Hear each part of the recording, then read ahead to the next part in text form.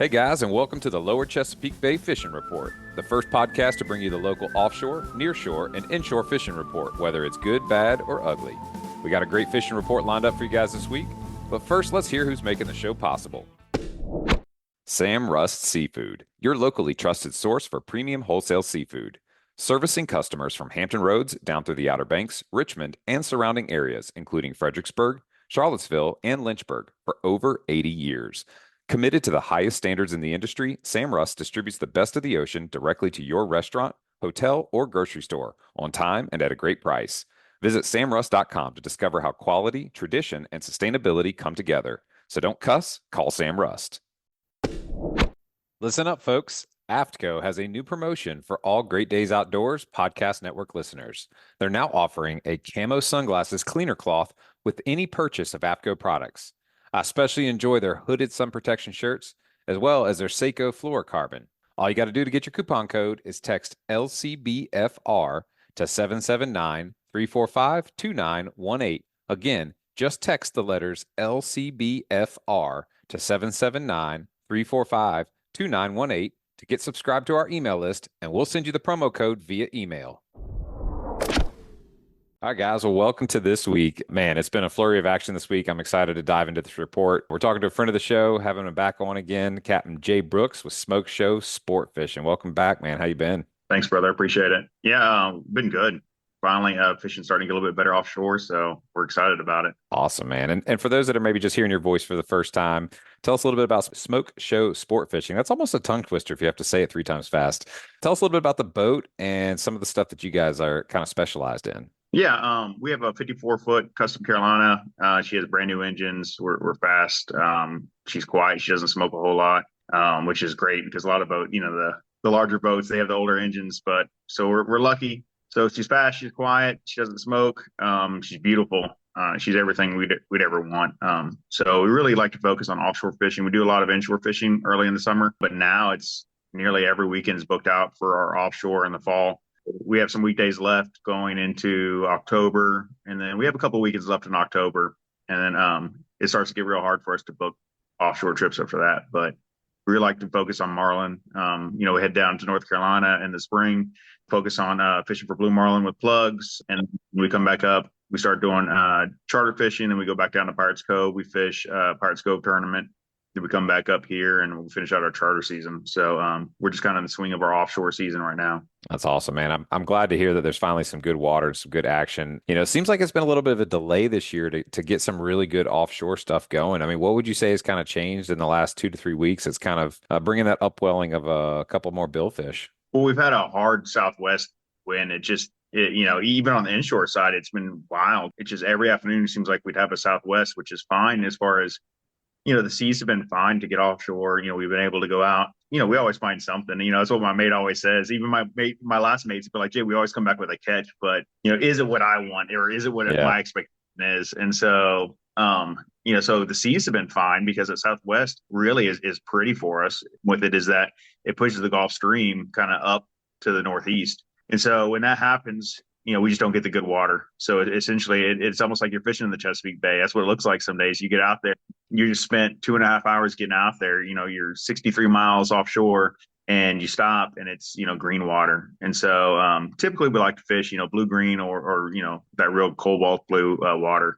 Mm-hmm. And so the bait moves along with it. And a lot of times if you don't get an early season like northeast blow, the bait never gets moved in. And so if even the last couple of years, it just kind of passed us. Then the guys in New Jersey and even north of New Jersey are just crushing like the white marlin, all summer. We're just sitting here kind of twiddling our fingers, waiting for, a strong northeast. And so last week we had a week of northeast that blew pretty good. And so we have some water. It's been pushing down, the Ocean City guys, they're starting to see some fish all the way down to Oregon Inlet. So it's been kind of scattered. You just have to really look for pretty water, find out where that water is. And then, but I mean, it's, earlier in the summer, there's been a ton of guys where we've just been, almost not losing hope, but losing faith in ourselves. And so, I mean, to where I'm asking some of the guys that I look up to, I'm like, hey, like, this is where the water is. What do you think? And they're like, yeah, go there. You're absolutely right. And it's just because, like, well, why am I not seeing fish? And so some of these guys I would say is my mentors would straight up tell me, well, there hasn't been a lot of fish to see, Jay. Like you're seeing as many as everyone else. It's a matter of you just got to keep fishing. And so, Right. there's been a phrase this year that I've heard more than I've ever heard before, and it's, the next bite's in front of you, and then keep looking back. And so, and I'll probably make a social media post about it towards the end of the season. But as far as, keep looking back, keep watching your spread because you're going to get that opportunity. And so, and that means a lot to me because, I think we're all optimists, right? So every time we leave the dock, we want to, catch that grand slam. We want to catch every billfish that enters the spread. We never want to miss a fish. And when that, doesn't realize or, we don't meet that expectation, it gets very frustrating because we put so much into it, whether it's time, money, or effort into, our goals. And so when the fishing isn't there, we're still going and we're still trying our hardest. It gets pretty frustrating. But so now we're starting to see the fruits of our labor as we get into the fall after we've had that northeast blow. And really, like last year, it got really good into October. And so, hoping that, this is just the beginning of our marlin season, that is.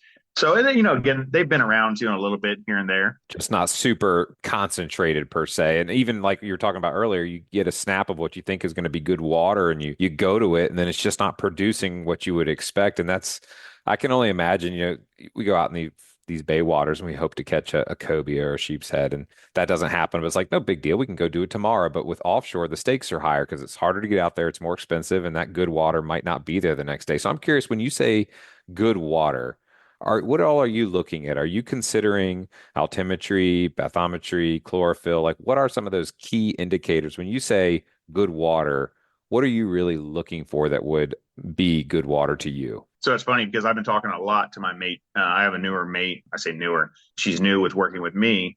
And a lot of people haven't showed her, like, why are you fishing where you're fishing? And so for me, that's been one of the common discussions where, like, in the morning, I'll pull up the water shot. I'll show her exactly where we're going to go, and I'll say, hey, this is why we're going here. So the first thing that everyone looks at is, your temperature, right? And so, typically your warmer temperature is going to be better color. Not always, but especially in the springtime, when you're looking for tuna or something like that, you're going to look for, the temperature breaks. You're going to try to find a hard break. So that way you can find out, if the tuna are on the cold side, if they're on the warm side. And it's almost like a wall. So it's almost like a piece of a contour or, a piece of structure, if you're bass fishing, right? So, something that's out there. Otherwise, it's essentially a desert. And so, you're hoping that bait is going to get pushed up, whether it's from the cold side or from the warm side, and then kind of stop because they're like, no, I don't want to go into that warm water, or no, I don't want to go into that cold water. And so, that's one of the first things that we look for early in the season. As all the water warms up, it gets a little bit harder to, you're only going to find a couple of degrees here and there. So I was fishing in this last week, 74-degree water, which is actually pretty cold, but there was areas that were colder than that, around us. So it kept going north and it kept getting colder. The guys offshore of us had warmer water, but they weren't, having the same success that we were having, inshore. So, it's not the end all be all, but, that's the first thing that most people look at. After that, I think my trick is then I'll go straight to chlorophyll. Mm-hmm. And so, then I want to see, okay, where's the pretty water? Because a lot of times the pretty water is what's holding the bait for me. And so I'm going to say, okay, well, hey, there's some pretty water just moving into the canyon. And I'm going to watch to see how long it sits in the canyon. And if it's sitting there, I'm like, okay, well, cool. Like the longer it sits there, the more likely that fish are going to get pulled into that pretty water and stay there. So if there's pretty water, that's the next thing that I'm going to look at. And then if I can't get a chlorophyll shot, the next thing you can look at is like how salty is the water, because that you could typically get. And so then the saltier water is a lot of times your bluer water, because that's more of the water that got pushed off of the Gulf Stream. If you can't, there's too much cloud cover, a lot of times you can still get your salinity. And so if you can find salty water, which is, the mates hate it because then you end up have salt all over your curtains and everything else, and they got to clean it up at the end of the day. But you have nothing else to look at, then you can just look at that. And then the last thing that I look at is currents. I say the last thing, I look at it every single, no matter what I'm going off of. It doesn't matter if I'm looking at, hey, I just want my temperature, or hey, I just want the chlorophyll shot, or I'm always going to look at my the currents. Yeah. And so this last week we had some pretty water that was like above the canyon. We had some pretty water that was below the canyon. And my deciding factor was that there was some inshore current pushing into the pretty water. And then it was not quite an eddy, but it was where the current slowed down significantly and there was some pretty water right there. I said, you know what? That's a lot of stuff coming together all at once. And it was over the bottom. And I personally like to fish over the bottom. Uh-huh. So I was like, okay, that's where I'm going to go.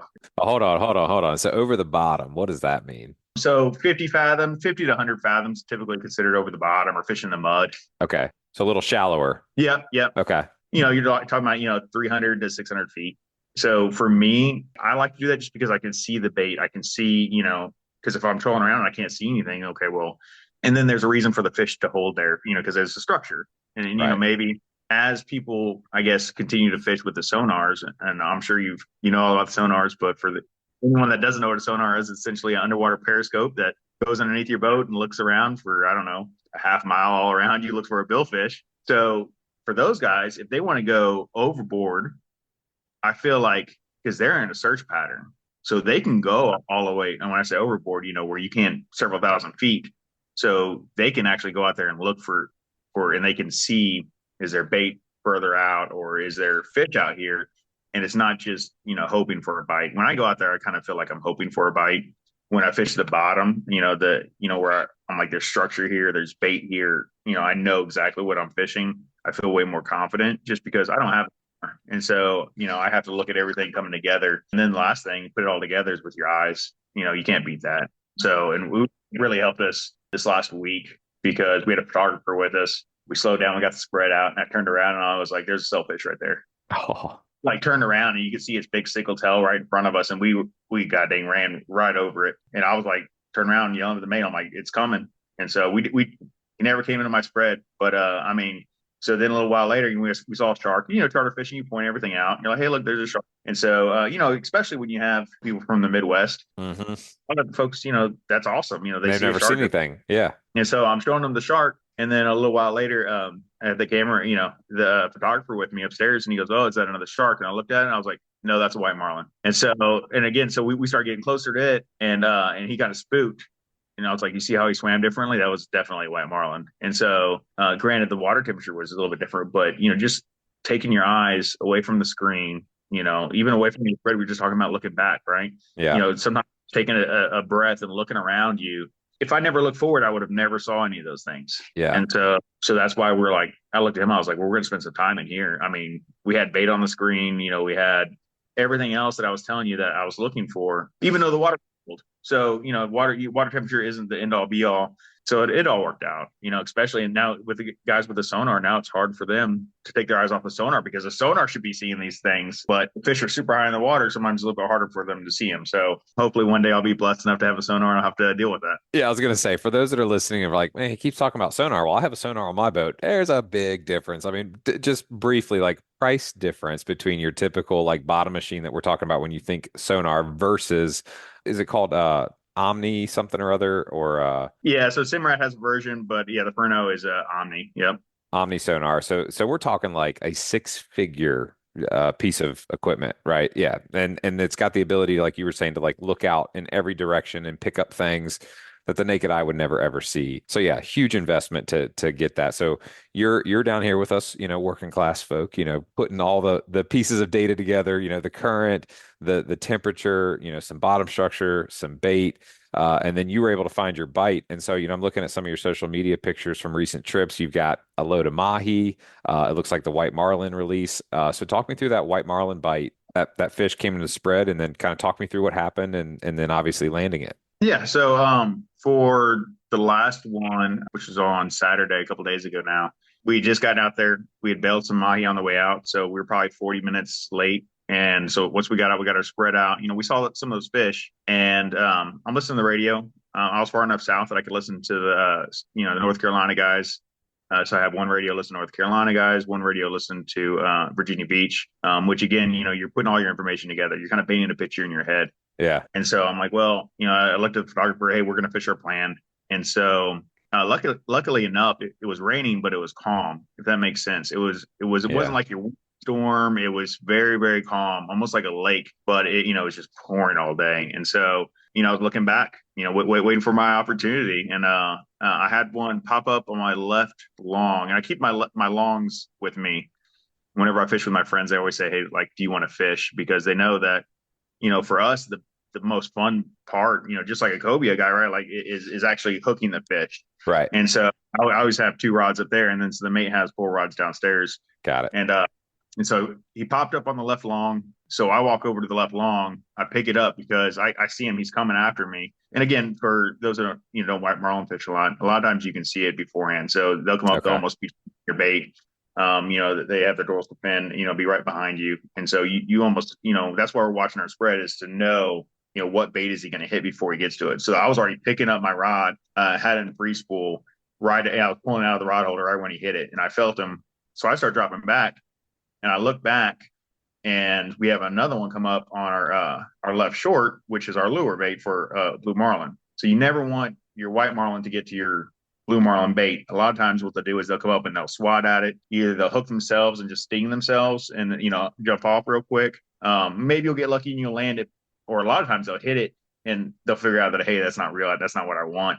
So as I'm dropping it back, I'm yelling at my mate to go ahead and pull that one in. So she's pulling in my my left lure. Yeah. At the same time, he switches off to the left teaser. So I'm still dropping back to the left long fish. So he's on there, and you can feel him, like, because it speeds up when they have it. Yeah. So then I bring in my my left teaser. I push up, I drag on my left long. I hook up. We're pulling drag. Hand that down to the charter guest, and then we put it in a turn, and that fish faded off. And I was hoping he was going to pop up. And a lot of times you put it in a turn just so that way you got another fish there, especially with marlin. A lot of times they're not swimming by themselves. So we put in a turn. The problem is that with charter guests, you don't really know what their capabilities are. And we're lucky the individual actually was really good, but how long are you going to put them to this test? Because I'm still trolling. And so they're still, the fish is jumping out there, getting further away, even though I'm turning, because now you're putting a giant bow in the line. Yeah. And so you're like, okay, well, this is the first billfish, this individual's caught. Do I want to chance it just so I could, personally rack up some numbers, or do I want to go ahead and catch this billfish? And we only had 2 people on the boat. So I was like, I probably gave it, I don't know. It seems like forever at the time, but, it was probably 90 seconds. Yeah. I mean, I had the boat fully turn around, aim towards the fish and all, and so finally I was like, all right, let's go catch this fish. And so, so we backed up to it. I called in my bite to the North Carolina guys, so they knew that, we're catching a fish. Photographer got some fantastic photos. It was tough because of the rain, just because it wanted to zoom in on like drops and stuff as it's coming off the hard top. And so he had several that didn't come out, but he got a couple of good ones. And so he's like a good luck charm, I swear.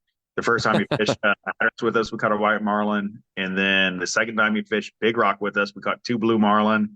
And so this is the third time he's ever fished with us. And we're Boom. like, Three for three.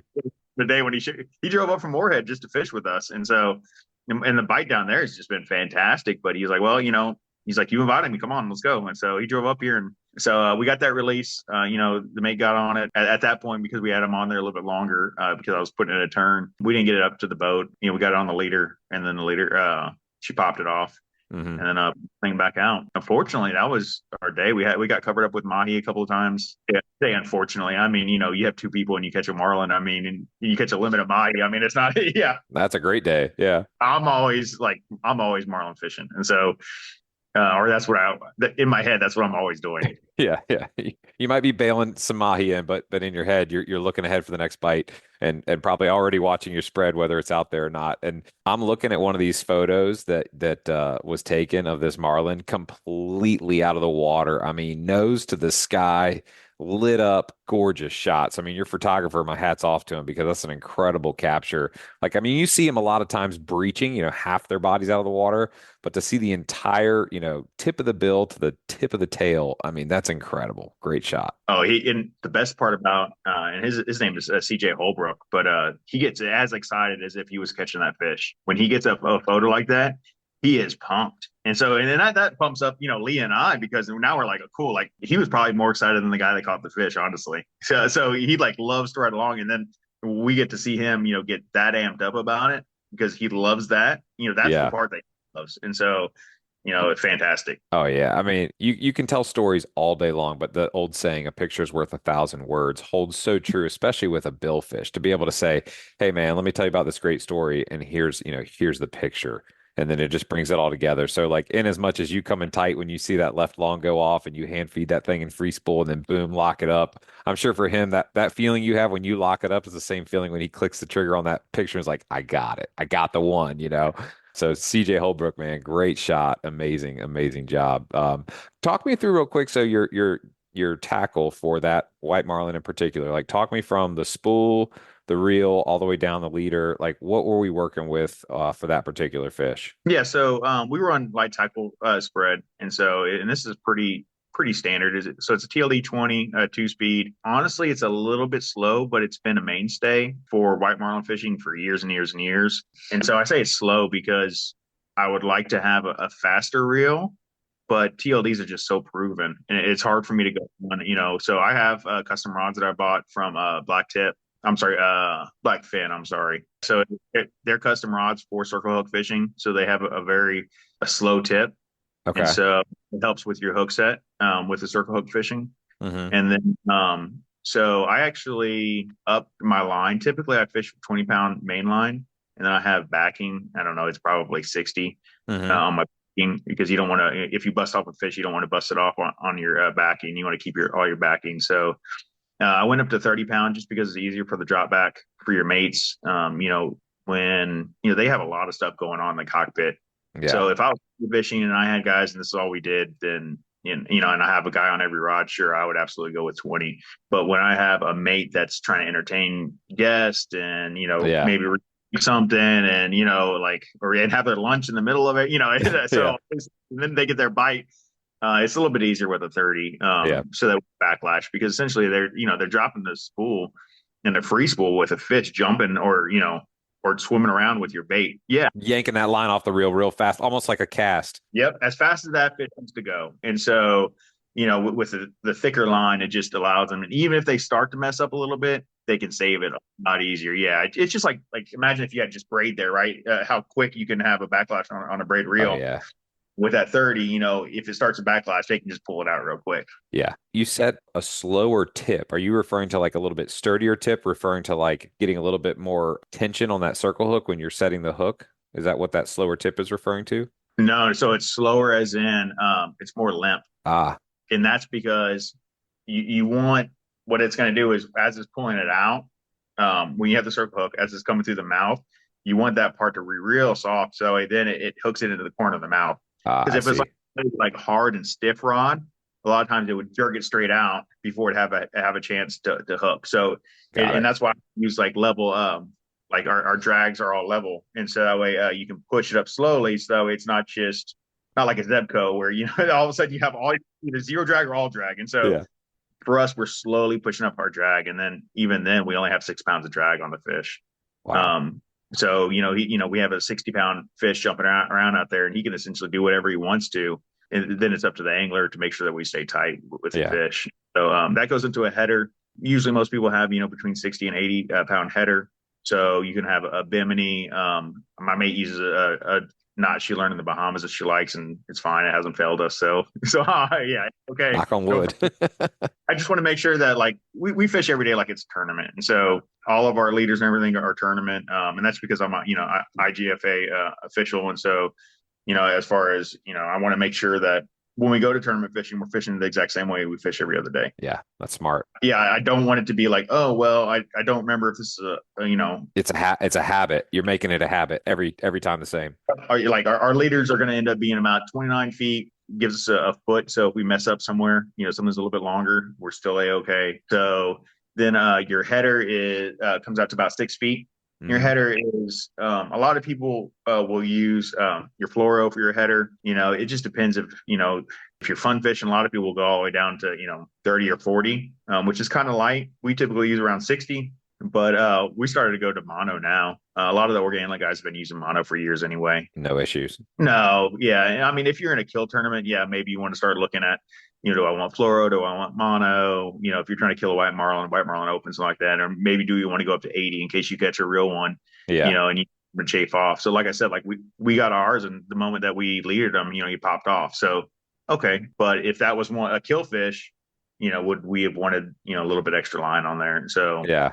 when you say he popped off, did he actually break the leader or just come off the circle hook? Yep. So he was chafing the leader the whole time, and Okay, so he gave us a couple jumps right next to the boat. Again, the nice. photographer did a couple of those photos, and then I really wanted her to be able to bill it, because for the customer, when you put it right next to the boat and you're able to bill it and then see the fish still glowing, and then let it go. I think that's a little bit more special. So I try to, Yeah. we take a little bit of time. A lot of boats won't do that, and that's fine. It's actually, healthier for the fish to go ahead and pop them off. And so, just standard practice. Once you get them on the leader, the mate will go ahead and take a wrap and jerk on it and, go ahead and break the line. And then because they change that leader out no matter what. Yeah. So every time they're changing that leader out, they're changing that leader out. And so I actually just asked my mate, I go, how many leaders do we have right now? And she's like, 30. I'm like, okay, like you're going to have to, she's like, yep, I'm already planning on this week. Like, so she's building out more. So she just got a new box of hooks and has all her leader making stuff ready to go. She already told me, she goes, yep, I'm about to make a. It's So amazing to me, like the amount of prep work that goes into an offshore trip. Like there is so many categories of things that have to come together. You've got to have your mechanics in order in terms of like spare parts, hydraulic fluid and filters and all the above.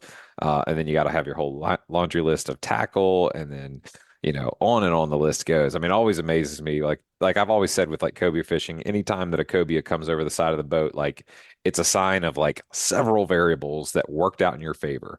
And so the thought of like everything leading up into a buttoned up white marlin is just remarkable. The number of variables that come together, much less, actually getting it alongside the boat for, billing it or releasing it off that leader by popping it. So I feel like I just got to learn and glean so much information about how that offshore bite really works, just getting to dig into the details of all the nitty gritty. You mentioned the 6 pounds of drag, 30 pound main line to what was it, the 60 pound header, mhm. and then your leader. And then as far as like your hook size, I mean, I'm picturing a hook in my head, but I'm probably way off. Like what size circle hook do you like to use for a white marlin? A 7 odd. So it's a Okay. thin wire. And that's part of the reason that you use, the 6 pounds of drag, because you want that thin wire hook. So, and that's a problem with when you hook, let's say you get covered up in yellow fins. Well, you can't put a ton of heat on them, even though you have 30-pound lines. So technically, hey, I can put, 15 pounds of drag, and some people will end up doing it, but a lot of times you're going to bend that hook. And so that's another reason. Plus, when you keep the drag light, you keep the fish on top. And so they'll jump around, and then you can back the boat up and get your release. Got it. With like blue marlin, like you hook them on your light tackle, you can back up and you get your release pretty quick. When we're fishing big rock, because we're trying to find a fish that we can kill, Yeah. we're fishing tackle on heavy drag, and so once we hook him, typically, yeah, so he'll stay on top and he'll get kind of tired, and then he'll go down past that thermocline and he'll sit underneath the boat, and you'll take a couple feet and he'll take it right back, and you're gonna Oh, go back and forth, and it's really frustrating for the anglers. And so for me, like, you just got to stay on the anglers. Now, yes, I'm fighting the fish with the boat, but at the same time, you would never believe how many times I have to yell at the angler that's fighting, the fish, for them, most of the time, a fish of a lifetime. I'm like, stop messing, because they'll want to start, wicked tuna, start pulling yeah. Cranking it. they'll start doing crazy stuff down there because they want to stop, they want the fight to end. But there's a reason that we measure all of our drags. Yeah. There's a reason that everything is precise and it's exactly what we wanted. And maybe there's a time for that. And Yeah. we've done it with friends, and I've jumped with my friends and we didn't lose the fish, right? But at Yeah. the same time, it's like, listen, everything is the way it is for a reason. And before we leave the dock, all the way down to, I'm checking with the mate, making sure, hey, we were live baiting on our last trip for marlin, and so we had to change the tension on our clips on the outriggers. And so I'm Yeah. like, hey, did you use this because it needs to be lighter now that we're dead baiting? And so it just, like you said, all these different variables, because if Yeah. it's not going to pop out, and there's less of a chance that you're going to get a good hook set on it. So Right. it's just, it's fun. We're addicted to it. Hell That's what I yeah. tell Carter. I'm like, we're addicted to this because you don't do it for the money. I mean, the amount of hours that you put in, the amount of money that it costs. I mean, it's just, we're talking about like for an oil change, right? For a single oil change for our boat is over $1,000. And so it's just, and that's not like super expensive oil. That is your just, your basic, Rotella oil. I mean, it is what it is. And Yeah. yeah. And so we go out there and, we're addicted to it. There's just no other way. Because if you weren't addicted to it, you wouldn't put in the hours. And I've had mates, Yeah. So I can sense the passion when you talk about it. The passion is palpable. yeah, like we've had mates where they're like, well, for this many hours, I'm like, well, you can go work at Wendy's. It's $20 an hour, and you will make more money per hour. I promise you. Yeah. I like absolutely, absolutely. Like, and Right. there's no ifs or buts about it. That's it. And people will fantasize about, oh man, how cool would it be to go out here and be offshore, and they think about it, almost like Ernest Hemingway until they realize how much work it is, Mm. and it's work, And so like our day off the other day, I was putting ceramic coat on the boat because, hey, we're going into fall season and it's going to get rough and we're going to get salt Spray. water all over the boat and we're going to have to go the next day. So it's going to be way easier if it's, Yeah. easy to wash off and we can do it again the next day. And so, you're doing this work on so Leah, we have two offshores on Saturday and Sunday. So she'll be prepping baits Friday night. She essentially sleeps on the boat. She makes sure that everything is good to go. So she stays there as late as it needs to be to get Yeah. everything done. But yeah, load all the ice, a couple 100 pounds of ice. I mean, when I show up in the morning, everything is done. To include the curtains have been chamoised.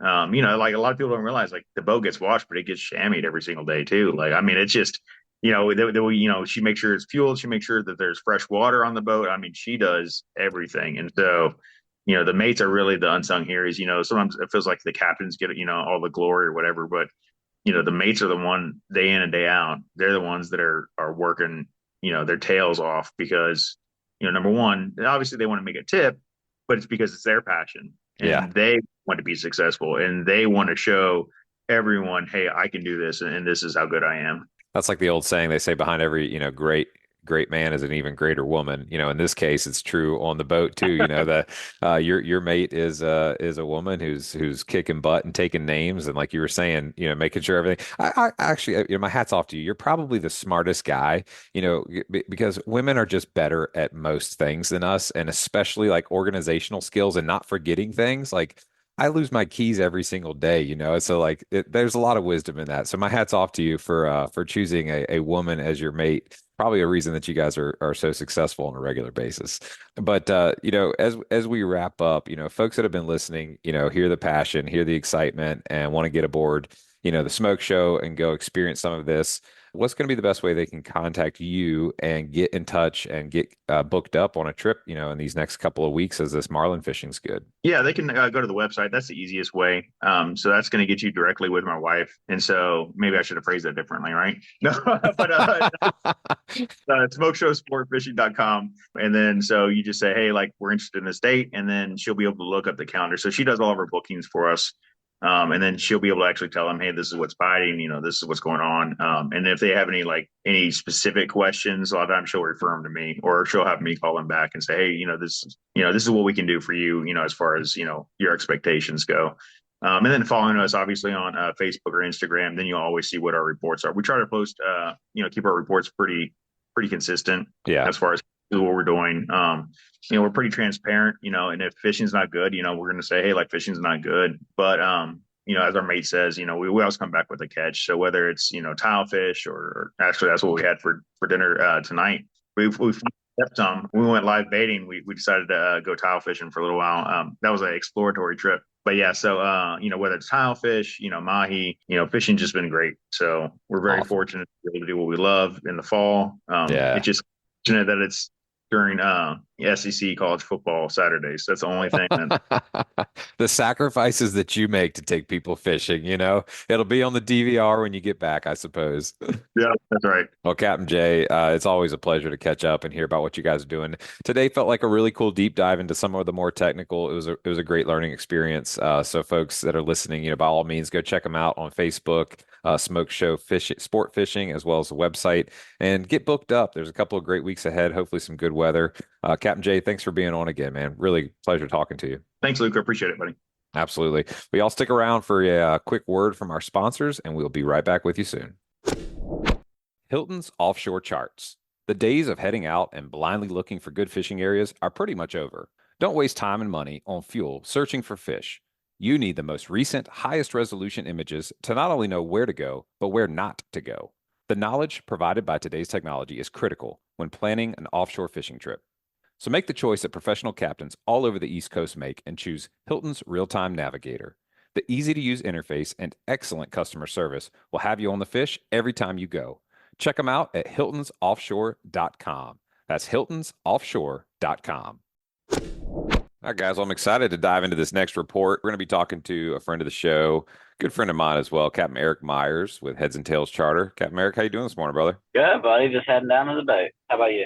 I'm a little jealous, I'm sitting at the desk, but it's great to see you in the truck headed to the marina. The forecast today, what is it, September the 11th? It looks unbelievable for some sight fishing for cobias. I know you guys have been out there on the contender lately doing a good bit of that. So for those that are tuning in, maybe you've never heard your voice before or heard of Heads and Tails Charters. You guys run two boats, but right now we're talking about your bigger boat. Tell us briefly about that bigger boat. What type of boat is it? How's it set up? And what do you guys specialize in? So we have a 31-foot cutty contender.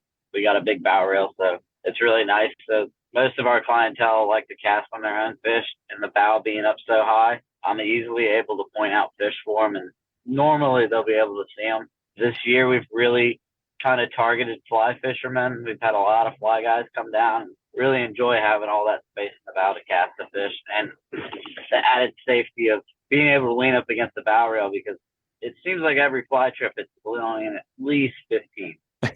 Yeah. Always works out like that. I mean, fly fishing for a cobia is hard enough just right out of the gate. And then you add some chunky seas and some wind, and the difficulty level goes up exponentially. So you mentioned you have a big 31 contender. You got a nice tower on it. Talk us through some of the recent trips that you guys have had. What have y'all been seeing and catching? I've been watching your social media. It looks like you guys have, gotten tight quite a bit lately. We've been on a real good cobia roll last week and a half or so. They're starting to push out of the bay, and that's usually when we get all the pods. Awesome footage that you see this time of year where you roll up on a pod of rays and there's 25, 30 cobia. It's just one of those things that it's just awesome to see. But the even cooler part is this time of year, they seem like they all want to eat. You're not really casting a fish that don't eat all day. We don't have to bait and switch for the fly guys. We just let the fly guys throw, and I mean, it's pretty much instantaneous. They're chasing it before it hits the water. That's awesome. And for the fly guys that are listening, I know it can be really challenging to get a fly bite. Obviously, right now you're saying that the fish are a little bit more prone to want to eat. But is there anything unique that you're, gleaning from those fly guys that they're doing with their actual lures that are helping to induce a bite? Just adding a little bit of lead in front of the fly, so you get kind of an up and down motion instead of just a jerking it away motion. Mm. They seem to really trigger on when that fly presentation falls. Got it. I don't really know why, but that's what I've noticed. But other than that, I mean, if you have the bait and you're able to do it, bait and switching has had some seriously explosive eat where you get them really fired up with like a live bunker, like without a hook in it. I just use like a big snap swivel, shove it through the eyes, and just rip it away from them right before the fly hits the water. It's just like marlin fishing at that point. It's pretty awesome. Right, like pulling your teaser out of the water and dropping a bait with a hook back to it. Yeah, we had a cobia, it was last week, and it literally jumped out of the water to try to get it because he put the fly right next to the menhaden as I pulled it up out of the water. Oh. And that fish did a 360, smoked it, and I mean, just tore off. It was only like a 44-incher or 43-incher, but I mean, that was probably the highlight of my summer. I wish I had it on video. Oh man, I mean, seeing a fly get eaten is probably one of the coolest things that I've personally ever seen. But I do want to go back. I'm curious about something you said. The fish are seeming to get ready for their migration. They seem really hungry. I've noticed something recently. I'm curious about your take. Have you noticed that over the last like 3-ish weeks, we'd seen a ton of bait, but fish were not on bait balls? Do you have any inclination why that is? It seems really odd in contrast to years past. I don't know. I think the baits just finally come into the bay this year. Because years before, we do a lot of the windmill, like nearshore trips in the summertime. I mean, the amount of menhaden and stuff that I used to run by around like the light tower, Mm-hmm. I mean, you could walk on it and it would just be acres of it.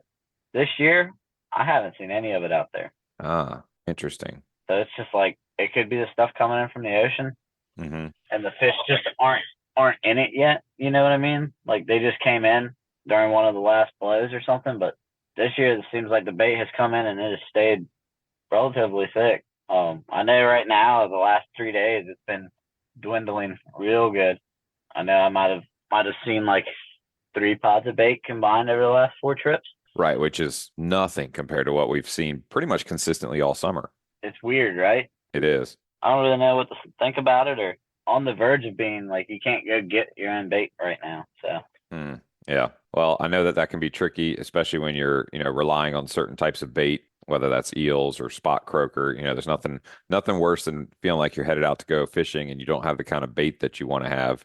But I am curious, switching gears, to what's going to happen over the next couple of days leading into, the end of the season, which is going to be on Sunday the 15th. I have yet to hear about fish coming around the Cape and going towards like the ocean front. We've seen some interesting water temperatures. What's your kind of forecast, if you will, about what do you think we're going to see over the next 2 to 3 weeks with these cobias?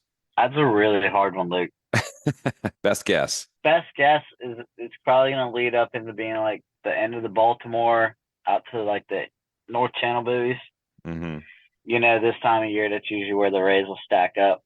But when we came in from the windmills yesterday, we actually saw a lot of rays out further, like past there's like the big shoal right there, and right out there between the light tower and the NC buoys, Mm-hmm. there was a lot of rays and a lot of life and a lot of big turtles in there. Quite a few fish in it. What were those water temperatures like out there? Because we've been seeing these like 72, 73 degrees, right kind of in the ocean side of the bridge, mouth of the bay, which is seasonally cold for that area. What are you seeing out there closer to the light tower and the windmills?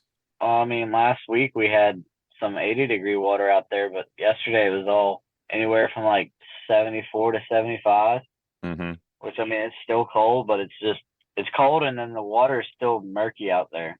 Got Like it. it wasn't like that clean, clear water that we had last week.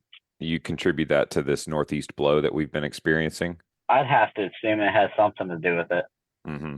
but I can't really tell you on that end. That's why you're a charter guide and not a meteorologist. Yeah, that is true. We just try our best, and most of the time we get lucky. Yeah, absolutely. And right now, have you seen you mentioned that they're eating a little bit better. Have you been able to get some bites on artificials? And if so, what kind of artificial lures have you been having success with? We've been throwing a lot of bigger swim jigs and bucktails and stuff. And they just seem to fire up no matter what it is. Pretty much, no rhyme or reason to the color, and pretty much any presentation you can possibly think of, jigging it, ripping across the surface. They do not care. Well, that's good to hear. And in terms of your rod and reel setup, do you have a preference or a difference in the type of rod that you throw a live bait with versus what you like to throw your swim baits or jigs with? I like to have a little bit more flexible rod for the swim jig and bucktails, just so like when you're jigging it, that the rod helps you jig it. Got it. For the live bait, I like the extra heavy Jonesy rods I've been using all summer, and they're really good for just swinging that hook into the fish, because we're notorious for just throwing bunker this time of year, and it, just as well as me, that hook flips around in that bunker, Mm-hmm. and you can do it because we're using 9/0, 10/0 J hooks. You can swing the hook through the other side and get a hook up, but you better have a really heavy duty rod. Yeah, to bury it. Yeah, I mean swinging for the fin. Do you sharpen your hooks ever? Honestly, when the one gets dull, I just usually cut them off, and I mean they're usually straight out the package. We buy those big bulk packs at the beginning of summer, and buy another bulk pack in about August because it's normally needed. Mm-hmm. But right now we've been switching out of the J hooks, believe it or not, and going to like a 6/0 circle hook through the nose. And honestly, I was kind of surprised by it because one of my buddies was telling me about it from Florida, and he's like, "That's what we do." The 6/0, the Mott 2 funky looking circle hooks, the inner one. Yeah, I do. Yeah. That thing holds the bait on there, right? And it doesn't flip over. I haven't had a single hook point go back in the bait yet. Interesting. And the hookup's kind of hard to get used to because we've been swinging for the fences all summer. But I mean, last cobia trip, I think we went 9 for 9. We didn't pull any off. That right there, and I will say, because I've spoken with Austin Hain on Fineo as well. He got so frustrated with pull offs because of how these fish were eating that he switched to circle hooks as well recently. And he was saying the same thing, that the hookup ratio has been much better. And then something that Captain Kenny Mills has said is, especially after the 15th, when the season closes, strong recommendation in terms of sustainability and keeping the fish healthy would be for us all to consider switching to circle hooks if we're going to continue to chase, trophy catch and release, just for the sake of safety of the fish, that you're not going to unintentionally gut hook and kill a fish with a J hook. Yeah, I mean, that's the biggest thing is you don't really want to kill a fish you're not going to keep. Right. And I mean, my mate, he's a diehard J hook guy. I mean, you know Ryan as well as I do. Yeah. But we've done pretty well, a lot better with the freaking circle hooks than the J hooks. I know he swung on some the other day, and I heard he did not connect. So. Well, I guess the proof is in the pudding. And speaking of after the 15th, if folks want to get up with you, get on Heads and Tails, get booked, and go chase some, trophy catch and release cobias here while they're still here, hopefully. Or maybe, do a combo trip where they, run offshore with you for some, mahi and maybe look around for cobias on the way back in.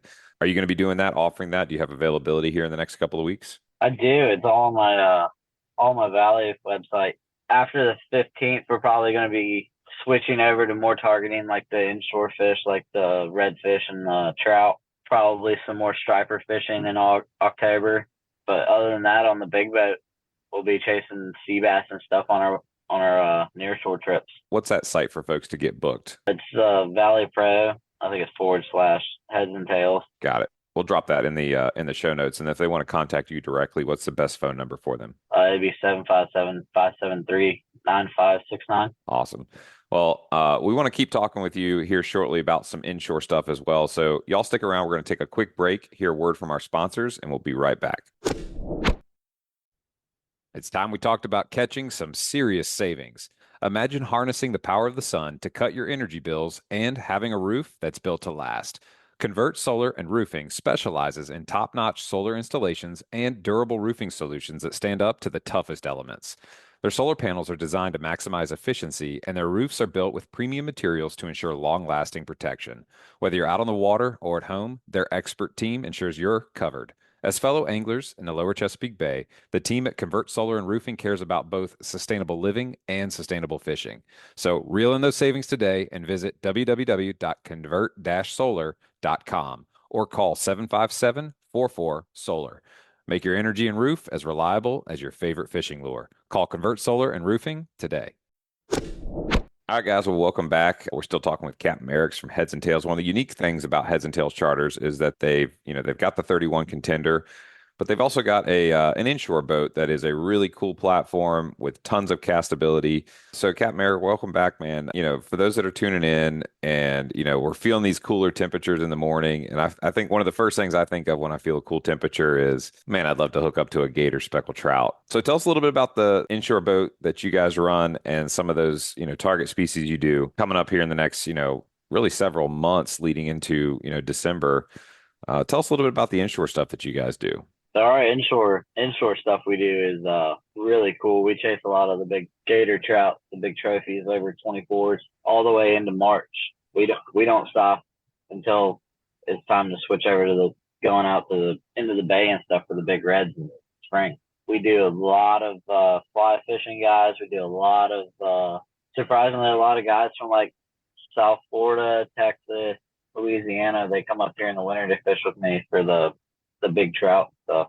We have a phenomenal fall red fishery. I mean, it's nothing to go out, catch 25 fish, be back in 4 hours. Wow. Just spectacular. The whole inlet here gets filled with the smaller bait fish, like the small menhaden, mullet and stuff. We get a mullet run here in the next couple days, hopefully.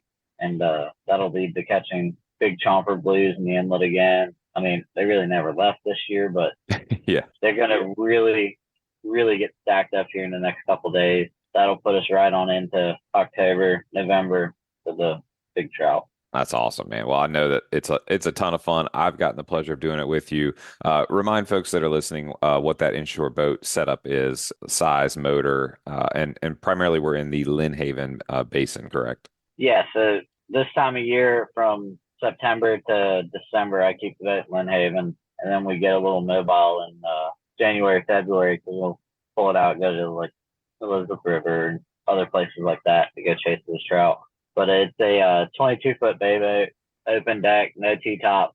We do have a trolling motor on the way for it this year. Oh, nice. So we got a 175 Suzuki, and the nicest thing about the boat is that it's hard for me to find is it's a tunnel hole boat. So there's no real water we can't get to. You can go super shallow. And like we were saying before, if folks want to get up with you and book that trip, they can use the website that we'll put in the show notes, as well as contact you on that phone number to go chase some of those puppy drum, striper, but especially those gator trout. So Captain Eric, thanks so much for joining us to share about that. Any wise words for those of us, going out these next couple of days, whether we're going to be inshore or in the bay, what should we be thinking about in order to be successful? What's your pro tip of the week? The same tips I've been thinking about all year. Just keep moving until you find fish.